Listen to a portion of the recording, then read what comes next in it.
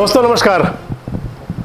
देश के उच्च सदन यानी कि राज्यसभा चुनाव के लिए जो हरियाणा प्रदेश से 2 राज्यसभा की सीटों के लिए चुनाव होना है, उसके लिए नामांकन का कार्य पूरा हो चुका है। नामांकन पत्र दाखिल करने का जो काम था वो संपूर्ण हो चुका है। हरियाणा से 2 राज्यसभा की सीटें खाली हो रही हैं और उन पर जो नए 2 आदमी जाने हैं, 2 मेंबर ऑफ पार्लियामेंट नए बनने हैं, 2 राज्यसभा सदस्य जो हरियाणा से नए बनने हैं, उनके लिए अब 3 लोगों ने नामांकन दाखिल किए हैं। एक भारतीय जनता पार्टी से पूर्व परिवहन मंत्री कृष्णलाल पंवार ने और दूसरा कांग्रेस से अजय माकन ने। और जो तीसरा नामांकन हुआ है वो निर्दलीय दाखिल किया गया है, कार्तिकेय शर्मा। यानी कि 2 सीटों के लिए 3 प्रत्याशी अब मैदान में हैं। इसका जो गणित है राज्यसभा चुनाव का, विधानसभा की जो सीटें हरियाणा की उसके अनुसार वो आपको बताएंगे। लेकिन पहले इन तीनों जो प्रत्याशी जिन्होंने अपने नामांकन दाखिल किए हैं और जिनमें से कोई 2 प्रत्याशी मान लें तो भाजपा का प्रत्याशी निश्चित तौर पर राज्यसभा में जाएगा ही जाएगा। इनके अलावा जो दूसरा प्रत्याशी राज्यसभा में जाएगा, कार्तिकेय शर्मा या अजय माकन, उनमें से कौन होगा यह भी समय के गर्भ में है और जब चुनाव परिणाम आएगा तभी तय होगा। लेकिन पहले जो मैं आपसे कह रहा हूँ, मैं आपसे इन तीनों का परिचय कराएं। जो कृष्णलाल पंवार हैं, हरियाणा में वो 4 बार विधायक रहे हैं और पिछला विधानसभा चुनाव वो हार गए थे। इससे पहले मनोहर लाल सरकार के अंदर मनोहर पार्ट 1 में वो प्रदेश सरकार में कैबिनेट मंत्री थे, परिवहन मंत्री। इसके अलावा आजकल वो भारतीय जनता पार्टी के एससी मोर्चा के, अनुसूचित जाति मोर्चा के प्रदेश अध्यक्ष हैं। हरियाणा की राजनीति के अंदर, खासकर दलित राजनीति के अंदर, कृष्णलाल पंवार अपनी खासी हनक रखते हैं। जो दूसरे प्रत्याशी कांग्रेस से हैं, अजय माकन। जो अजय माकन है वो हरियाणा कांग्रेस के आजकल सह प्रभारी हैं। हरियाणा कांग्रेस के अंदर, हालांकि उनका हरियाणा से कोई बड़ा नाता नहीं है, वो दिल्ली की राजनीति करते रहे हैं। दिल्ली में वो विधायक भी रहे हैं और दिल्ली में मंत्री भी रहे हैं अपना शीला दीक्षित सरकार के अंदर, और दिल्ली प्रदेश कांग्रेस के अध्यक्ष भी रहे हैं। इस समय गांधी परिवार के काफ़ी नज़दीकियों में शामिल हैं। इसलिए माने तो उनको राज्यसभा से जो भेजा जाना था उसके लिए अजय माकन का नाम तय हुआ और अजय माकन ने भूपेंद्र सिंह हुड्डा के साथ जाकर के अपना नामांकन दाखिल किया। तब तक तो ठीक था, लेकिन जब उसके बाद में तीसरे नामांकन के रूप में कार्तिकेय शर्मा का नामांकन दाखिल हुआ तो हरियाणा के सियासी गलियारों में खलबली मच गई। हरियाणा के सियासी गलियारों में हलचल शुरू हो गई और 5 साल पुराना वो वाला वाकया, जबकि सुभाष चंद्रा ने राज्यसभा के लिए नामांकन दाखिल किया था निर्दलीय, वह वाकया, वह समय यानी कि इतिहास की पुनरावृत्ति और लोगों को याद आ गई। कार्तिकेय शर्मा के बारे में आपको बताएं तो कार्तिकेय शर्मा जो केंद्रीय राज्य मंत्री और हरियाणा में मंत्री रहे, दिग्गज नेता रहे हैं। कभी विनोद शर्मा उनके पुत्र हैं, आजकल कार्तिकेय की माताजी अंबाला की मेयर हैं।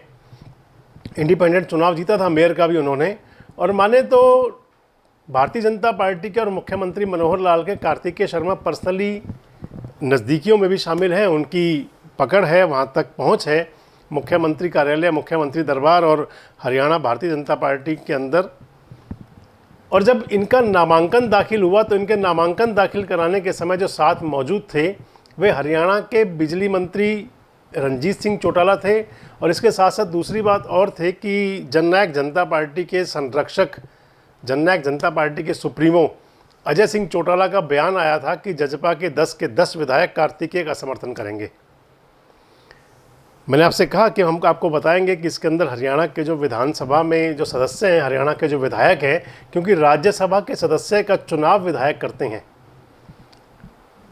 हरियाणा के अंदर 90 विधायक हैं और उन 90 विधायकों में अगर हम देखें सिलसिलेवार तो 40 विधायक भारतीय जनता पार्टी के हैं, 31 विधायक कांग्रेस के हैं, 7 इंडिपेंडेंट हैं, 10 जननायक जनता पार्टी के हैं, 1 गोपाल कांडा है। इस तरह मिलाकर के जो 90 विधायक हरियाणा विधानसभा में हैं, उनका जब राज्यसभा सदस्य के लिए चयन होता है उनमें से, तो राज्यसभा का सदस्य चुने जाने के लिए जो जरूरी मत संख्या वो 31 है। यानी कि जिस राज्यसभा के प्रत्याशी को 31 वोट मिलेंगे वो राज्यसभा का मेंबर हो जाएगा, वो चुनाव जीत जाएगा।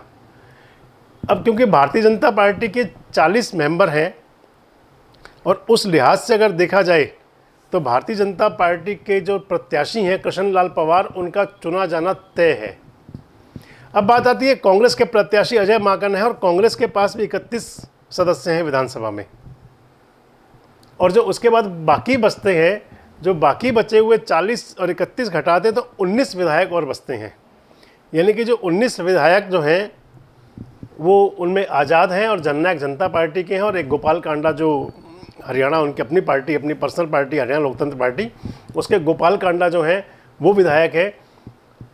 19 विधायक यानी कि 10 और इंडिपेंडेंट और बाकी मिला करके उनके दम पर कार्तिकेय ने कहें तो नामांकन दाखिल किया है, कोई अतिशयोक्ति नहीं होगी।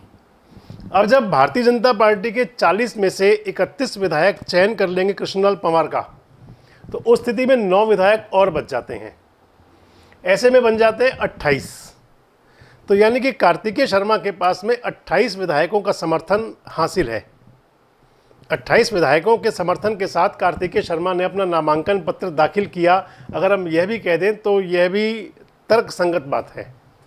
अब बात आती है कि 31 विधायक जब कांग्रेस के पास हैं तो होना तो ये चाहिए कि कांग्रेस का प्रत्याशी भी बड़े आराम से चुन के चला जाए, लेकिन कांग्रेस में जब पिछले दिनों माहौल बना हुआ है, अगर वो वही रहा और कहीं क्रॉस वोटिंग हो गई, यानी कि एक विधायक के क्रॉस वोटिंग करते ही मामला गड़बड़ा जाएगा। अजय सिंह माकन जी, जो अजय माकन जी प्रत्याशी हैं कांग्रेस के, यानी कि इस दाव से भारतीय जनता पार्टी और इंडिपेंडेंट जो प्रत्याशी खड़ा किया गया भाजपा, माना ये जा रहा है कि भारतीय जनता पार्टी का ही समर्थन है उनको, कार्तिकेय को। तो जो मैं आपको बता रहा हूँ कि अगर ये वाली बात सही निकली, यानी कि अगर कहीं कांग्रेस में क्रॉस वोटिंग हो गई, तो ये मान लिया जाएगा कि कार्तिकेय शर्मा के दाव से अजय माकन को और कांग्रेस को हरियाणा भारतीय जनता पार्टी ने चित कर दिया। और इसकी संभावना मैं आपसे जो कह रहा हूँ उसकी बहुत बड़ी बात इसलिए भी है कि आजकल कुलदीप बिश्नोई खुद विधायक हैं, वो नाराज़ हैं कांग्रेस से। कुलदीप बिश्नोई ना उस बैठक में गए, और इसके अलावा जब से उनको प्रदेश अध्यक्ष नहीं बनाया गया, उनकी नाराज़गी की बातें, उनकी नाराज़गी के किस्से इस टाइम राजनीतिक गलियारों में बड़ी तेज़ी से हैं। अभी पिछले दिनों कुलदीप बिश्नोई ने जो केंद्रीय सड़क मंत्री हैं नितिन गडकरी को उनके जन्मदिन पर बधाई भी दी और एक पुराना फ़ोटो शेयर भी किया। इसके अलावा कुलदीप बिश्नोई के बारे में नई नई बातें कई बार सुनने में आती हैं। कभी यह आता है कि वो बीजेपी में शामिल हो रहे हैं, कभी यह आता है कि वो शायद आम आदमी पार्टी में जा रहे हैं। और कुलदीप बिश्नोई खुद लगातार कहते रहे कि जब तक राहुल गांधी से बात नहीं होगी वो अपना अंतिम निर्णय नहीं लेंगे।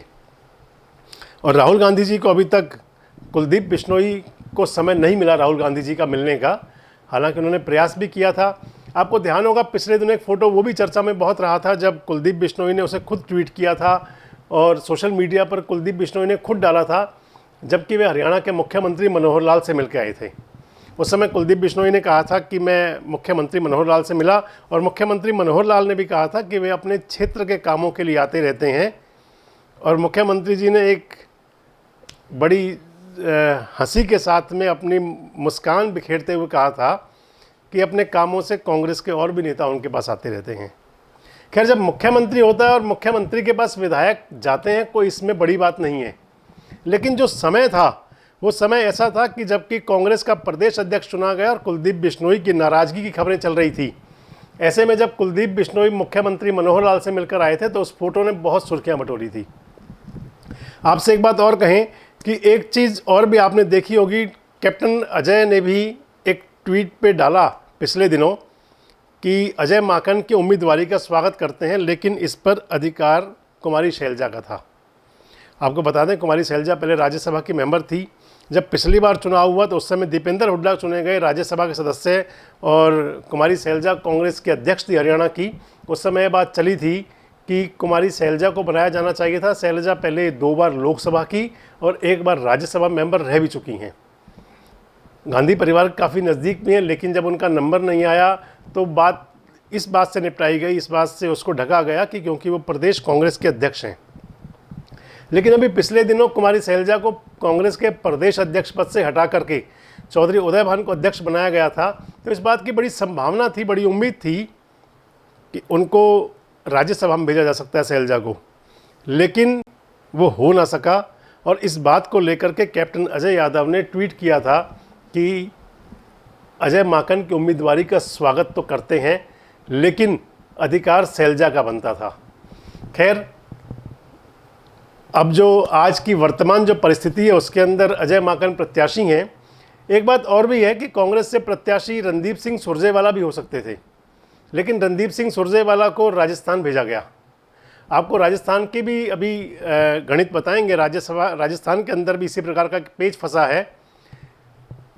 लेकिन जो वर्तमान में स्थिति है वो ये है कि हरियाणा के जो राज्यसभा के चुनाव हो रहे हैं 2 सीटों के लिए, कृष्णलाल पंवार का चुनाव जीता जाना तय है और अजय माकन कांग्रेस के जो प्रत्याशी हैं वो कार्तिकेय के जरिए भारतीय जनता पार्टी के दाव से चित भी हो सकते हैं।